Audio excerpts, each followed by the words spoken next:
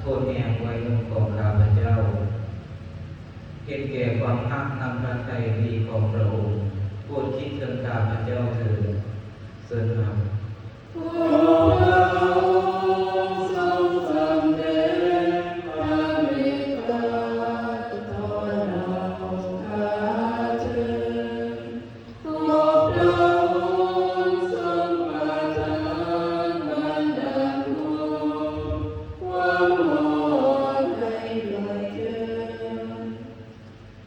พระองค์เจ้า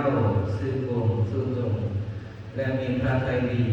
แม้นพระองค์เป็นผู้บอกเส้นทางการบ้าน